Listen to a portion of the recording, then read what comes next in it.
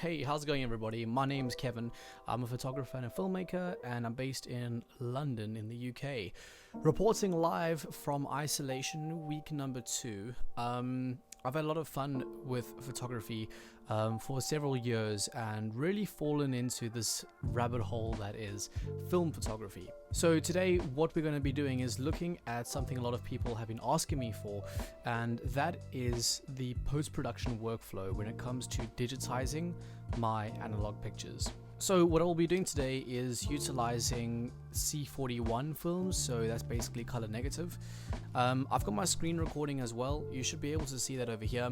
And basically we're going to go from here looking at the software that I use as well as the scanner, which over here is the Epson Perfection V600.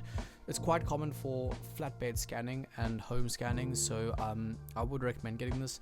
I got this with my friends and we got it off eBay secondhand, so there's no issue when it comes to that either. So to start things off, you can basically use one of two trays.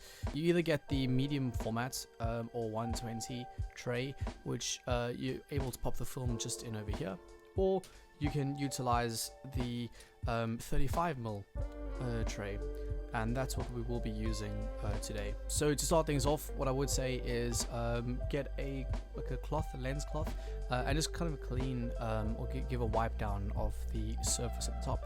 People can use compressed air.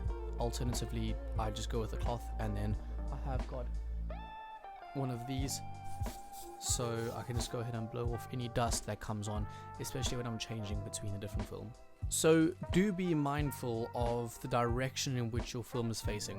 When looking at the film, you will see that there are numbers located at the top. And then when looking at the corresponding tray, it does give you a bit of a guide as to which direction to place the film in. So the numbers are backwards here. I'll find the film and then I'll just make sure it is backwards. And you will see there are basically 2 slots in which you can slide your film in. Once you're happy with that, you can go ahead and grab the remainder of the brackets, just slide that in, and then give everything a nice click, and it will be ready to go. Like I say, before you place everything in, just give it a final blowdown using the compressed air.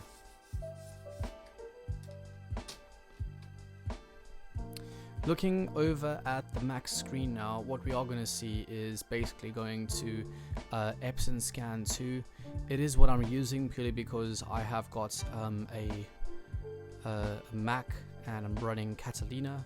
FYI, Catalina is only running 64-bit software, so that's where Epson Scan 2 will be coming in handy.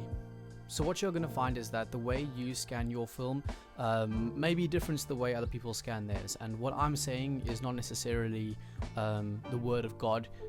It's the way I scan film, and the way that after I guess quite a bunch of film, what I'm most comfortable scanning with. So looking over at the screen, starting at the very top, we'll make our way down, actually going over to photograph. In photograph we want to go to photograph mode, and then we want to go to the transparency unit. So within the transparency unit, this is where you can select your 3 kinds of films. Either you can select color positive, that is slide film, so if you're wanting to basically get those scanned like for like, you can do that. Color negative, and then black and white film. So when it comes to scanning over here, I do go color negative. It inverts it for you quite easily. We're going to select 48-bit color, and then we'll go and change our resolution to 2400 dpi. The scanning quality, of course, that is going to be high over there. And the big thing over here now is in color management. I will go ahead and turn off all color management, so that way there will be no interpretation done by the scanner as to what colors should be looking like. Everything will be scanned like for like as is. Because we've done that now, there are no abilities to adjust any of the advanced settings. We'll jump into main settings and we're good to go there. Thumbnail options, you'll see how these will change as we start with a preview. Then we want to change our image format over to TIFF. That just gives you a lot of detail in your images. And then lastly, you just need a location as to where you'd like to save your photos to. So I'm quite OCD in the way that I would like to have everything saved, to have the kind of film that I'm using, the month and the year that it's from, the film, and then as well as the camera I used with the location. I end everything with an underscore because I would like to start counting after that, basically with two characters, and then starting at number 1. I'm happy with that. I'm now going to go ahead and click preview. Preview will start getting the scanner to start making sounds. That's perfectly fine. What it's doing is just creating a low res preview. Those thumbnail options that we saw earlier is basically the scanner identifying where the image squares and frames are. Now, a big thing as to why I do my scanning at home is because I like to create my own look for my images. Beyond that, I also don't like the way that pictures can sometimes be cropped in if you are going to be scanning, if you are going to be getting the pictures back from the lab. By disabling thumbnail, what we'll immediately see is the ability to select our individual frames. So that's exactly what I'm going to go ahead and do over here. The top left hand corner, I'll just go ahead and rotate this so I can just see a bit more. And then what I'm going to do is basically select the area around the images. So this is where I'm going to have a bit of a safe space to work with. Alright, so now that we have got all of the boxes kind of outlined, it's very important to go ahead and click on this little box over here that selects all of your images. And we're going to go ahead and click scan just at the bottom. And this is where your scanner is now going to do its thing. This is something which could take a bit of time. I'm going to go ahead and speed this up just so that you guys can get to the crux of what my post process looks like.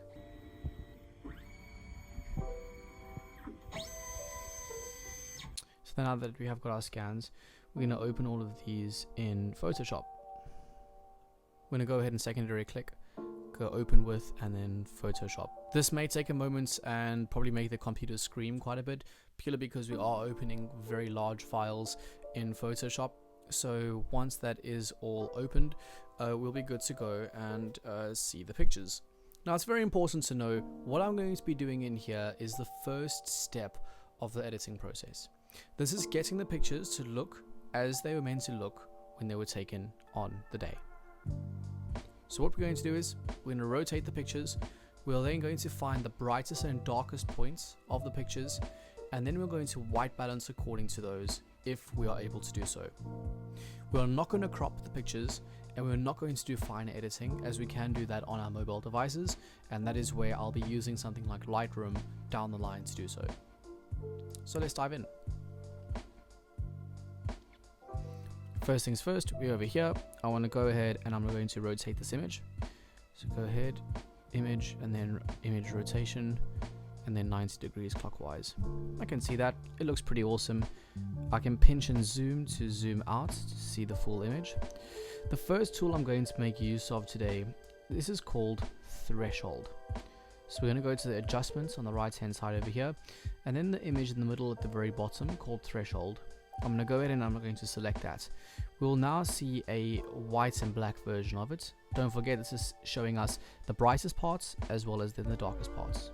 What we're going to do is start off by selecting my picker tool, and then I'm going to go ahead and select color sampler tool. This will allow me to make a point to use later on that I'll reference as my brightest point. So I grab the graph on the side over here, and I'm going to move this dial from right to left. I'm going to find the brightest point of my image. So this is quite an easy one. We can see that this is going to be on the horizon over here. I'll move it all the way to the left hand side, and I'm going to equally look for the darkest point. What's quite handy is, whilst now I'll be able to pinch and zoom, it's in the white balancing where I won't be able to whilst in the tool capabilities. So I have selected my brightest and darkest points.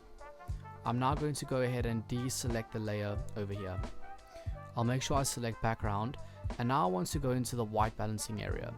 So I know that my brightest area and darkest area are in the middle of the screen. It won't always be the case. I'm happy with that. Whilst I've selected background, I'm going to go ahead and select Command and then M. Command M will then open up my curves. We're going to be focusing on these three pickers at the bottom over here. This finds a white balance for your highlights, this finds a white balance for your midtones, and then this one over here will find the white balance for the darkest points. So we're going to go ahead and select the white points, which is the brightest point just over here. Notice how it's giving quite a look off. This is where we'll be able to really fine tune things as we need to do so. So we have got the brightest points over there. I'm going to go ahead and select this one and select the black point. We immediately see there's quite a bit of detail that's coming up now in terms of what this color is meant to look like. I normally go ahead and then click OK. This just saves the white balance that has been done already. I re-enter that menu by going Command M. Now after that I'll go and select the midtones, otherwise known as the gray points. I'm now going to click around and see what look will be best for me. So I've clicked on the white area over here. Maybe I'll select the area over there. Maybe I'll select over here. Or I'll select the area over here. We're not seeing much of a difference being made now, and this is purely because it's quite a set kind of look that everything that is white is facing us right now. I could go ahead and select this part. Will probably make quite a weird look to the image because this is not the color gray for us. We'll go back to where we were before. I'm quite happy with the look we have there. Now this is the very important part.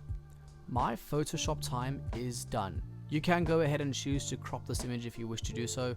I'm not going to do that because I spend a lot of my time scanning my images and then editing them when I am on the bus, whether I'm going to work or if I'm going somewhere. I can just spend some time on my iPad and just doing all these edits. So I'm going to go ahead and click Command W. That wants me to close the picture. I'll just make sure I hit save, and now that's been saved. What's quite nice with the TIFF is that every adjustment that I have made to this has been saved. I'll go again and I'll show you an example. So I've got the image over here. There's no need for me to rotate it. So I'm going to start off by going to threshold. So I go to adjustments, click on the threshold icon. I find the brightest point. And now move my sampler tool to get the whitest points. A lot of the parts of this image are very, very bright. So I can now pinch and zoom. I can find that white point over there. I'm happy with that. Then I'm going to move this over to the darkest part. Let's have a zoom out and see what the darkest points of this image is going to be. I want you to make sure you don't want to get fooled by this black area over here. Yes, it is the color black, but it is not the color black that this image was aware of. Cool. I'm gonna go ahead and select the color black over there, and I'm done. I deselect the layer, go to background, and like I say, I make sure I can see both of my points in the image. I go Command M, and now I can start finding the white points, black points, and then the midtones here. Select white points and go ahead and give that a click. Perfect. Go ahead and select the black points. Go ahead and give that a click. That's good. Now you'll see the importance of actually getting the gray points, because that really creates a look for you. It's still a very blue image that we see over here. Go ahead and go Command M again, and this is where we can really get the color just looking a bit more balanced. So I'll select that. Ooh, very yellow. Not ideal there. I'll go and I'll click in the shade, and we can already see a difference over here. I'll give you an example. I'll go cancel, see how blue it goes. Command M again.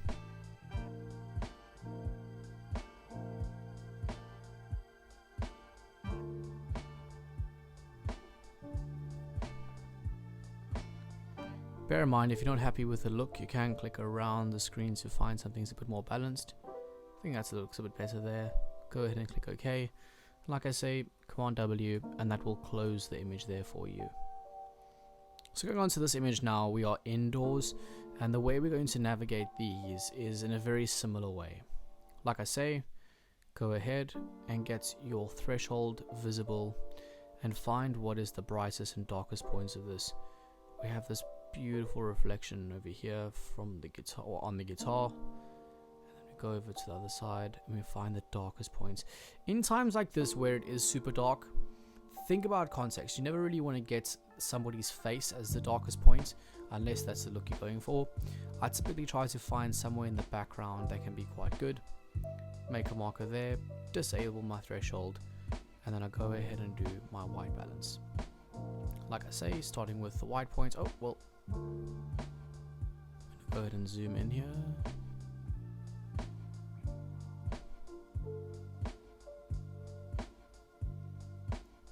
So we're going to go ahead and get the white point.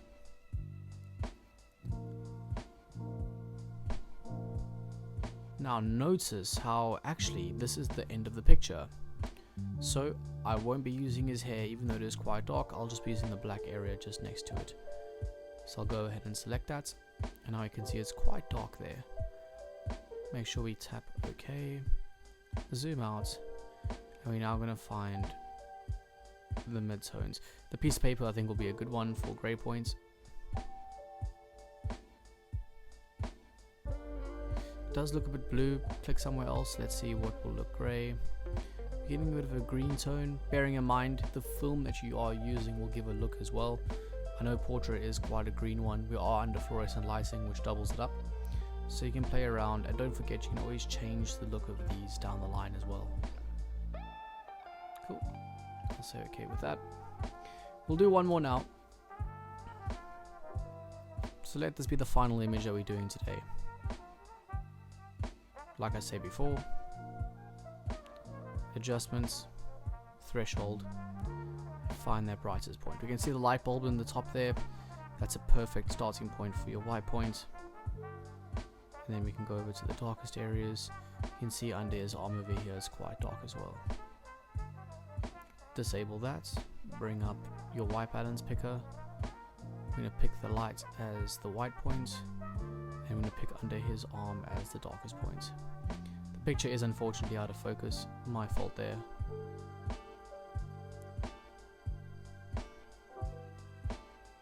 Now we'll find the white balance.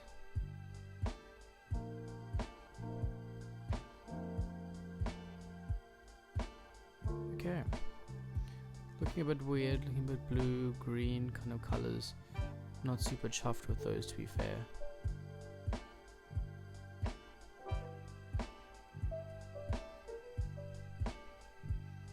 That looks okay.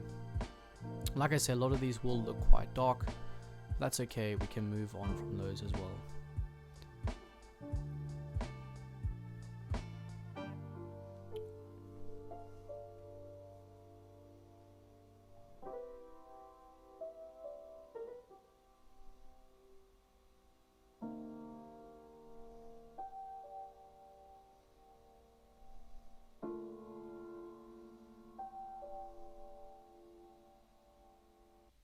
So those are all done. Let's go ahead and jump onto the iPad and let's have a final look at this. Awesome, so we've moved over now to my iPad. We're going to be using the app called Lightroom. So let's go ahead and open that. I have gone ahead and selected and imported these pictures by going over here. The pictures are now included. Now it's very important to know that in your control center, make sure that if you're in brightness, you have true tone turned off if it is an option. This is because it does change the white balance of your screen and you don't want to be adjusting those. So first things first that I'll always do is go ahead and check the exposure, because remember we said some pictures don't necessarily carry that across too well. And now you'll work at finding the right brightness. I always like to bring my highlights down a little bit and take my shadows up a bit. Find a balance in your white and black points, and then you are good to go there. I like to leave my color as is. There's no need to change those. The only time you would really want to do that is if you find that your white balance has been thrown off. And if so, I wouldn't necessarily recommend going into your color temperature and your tint. What I would rather do is make use of your tone curve. So we can see that this opens up across the entire screen over here. You have the ability to select your green, red or blue, just your red, just your green, or just your blue. So we can see that this one over here has a bit of a blue tint to it. So I'll go ahead, I'll select the top part over here. This is the white points of blue, and I'll bring that down. I'll do it by quite an exaggeration at first. See how that changes the color altogether. It removes the color blue out of the image. You only need to work with it a little bit until that looks nice and balanced. That looks good. Now bear in mind, you can still go ahead elsewhere and you can find the right look and feel that you are wanting to go for over here. So that looks good. I can go ahead, close that, and I can move over to the next one. This is another one where it was quite dark, so bear in mind, because this is a TIFF, you can make this a lot brighter. Yes, immediately you will start seeing noise. That's completely understandable. It is film at the end of the day, and this was ISO 400 that I was shooting on. I'll take my highlights to balance things out a bit. Shadows, won't play with them too much. You can always bring your contrast down. My trick that I always use is, if you find that you are wanting to kind of make a dark image brighter, bring your contrast down a lot. That way you can work with the darkest areas. You can still make that nice and contrasty. We can see a lot of blue in the darkest areas here. I'll go ahead, I'll bring that blue down. Cool. It's a weird one. What makes this piece difficult is that this area doesn't have as much blue in the shadows versus this area. And you can use a mask if you wish to do so, but I'm just showing you general editing techniques over here.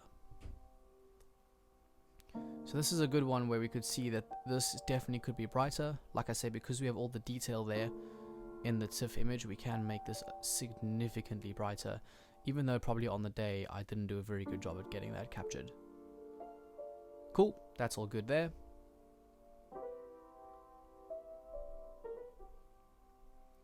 If you're happy with that, you can move on. I'm actually very happy with the way this image came out. Don't need to do all too much to this image, to be fair. I'll probably just leave it as is. And then we're good. This image as well could be a lot brighter. I'll go and I'll push that up quite nicely there.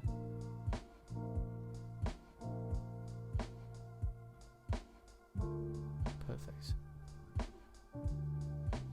This is one where it didn't really work with the grey points too well. There was no grey point to work with. It's because there's quite a blue tint to it. We're already in the blue kind of curve. And find the happy medium there. Cool. And lastly, this one. Like I say, this was quite a green image that we were dealing with in the beginning. So we're going to try find happy medium. If you ever make a mistake, that's okay. Just go ahead and click undo. And don't forget, a look is something that you are wanting to create. It's not like there's a hard and sharp rule as to how to do something. Cool. So these are all the images. Once I am happy with them, I can just go ahead, select all of them, and basically export them. I do know that on Lightroom on mobile, you can't really get the highest resolution of an export, but it does do the job quite nicely, and at the end of the day, you're more than likely going to be exporting these over to the internet. So that was quite a lengthy editing process that I showed you. Like I said, the cropping hadn't been done. I'll come into the final area here. What's quite nice about the stock editing app on iOS is that when you go into cropping, you can select an aspect ratio. More than likely, if you shot it on 35mm, it's going to have your 2:3 crop already there. So you just find what you're wanting to do. What's nice about Touch is that you can go ahead and pinch and get the right size that you're wanting to go for. If you're happy, go ahead and click done, and then you are good to go. So thank you very much. Don't forget, what I've gone through is not the perfect way of doing things. It's what works for me, and if you guys have anything else, maybe things I've done incorrectly or that you would like to build upon, please go ahead and leave it in the comments down below. I would love the feedback on what you guys think of this. It is quite a full-on video. There are simpler videos to come, but if you have any suggestions or things that you would like me to cover, please be sure to let me know, and I can go ahead and I can do that for you guys. But thanks so much. My name is Kevin. I hope you enjoyed it, and yeah, I'll see you soon. Bye.